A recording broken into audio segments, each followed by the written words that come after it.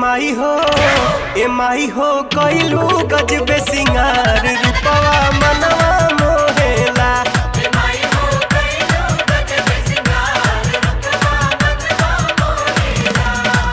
चमकेला चंद्र बदनिया लागेला माई दुल्हनिया लीलरा पबिंदिया सोहेला कि लीलरा पबिंदिया सोहेला। ए माई हो कइलू गजबे सिंगार रूपवा मनवा मोहेला।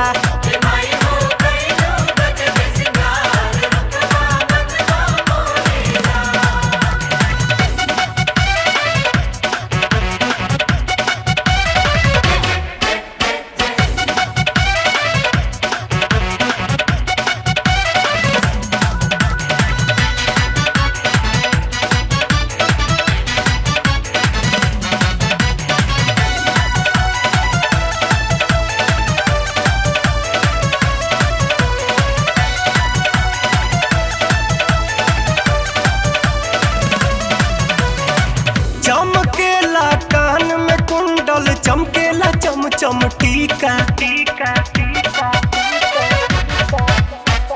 चमके तोहरा माथे मुकुटवा सूरज भी लागेले फीका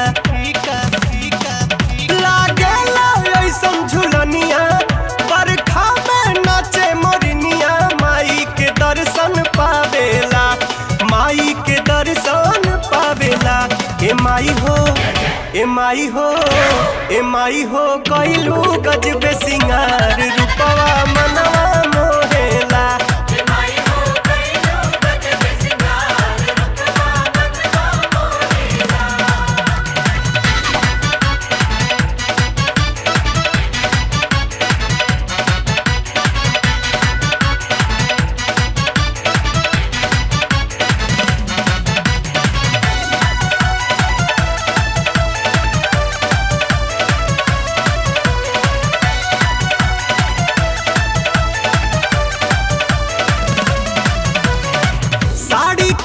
चरा में मैया जड़ल बहिरा मोती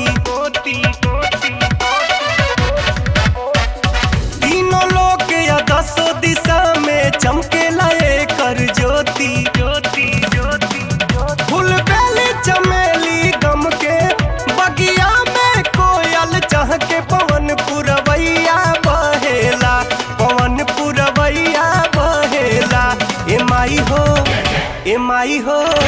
ए माई हो कइलू गजबे सिंगार रूपवा मनवा मोहेला।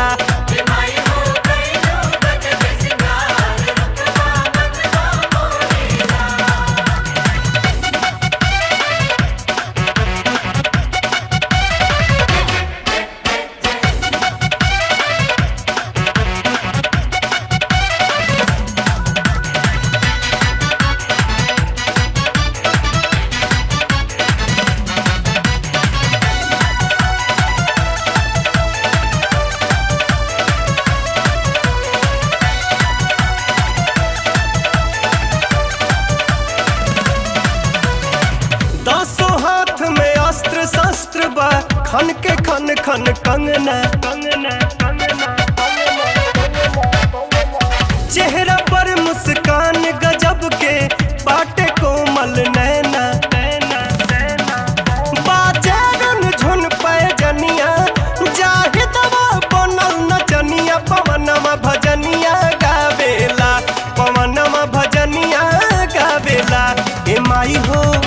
ए माई हो कइलू गजबे सिंगार रूपवा मनवा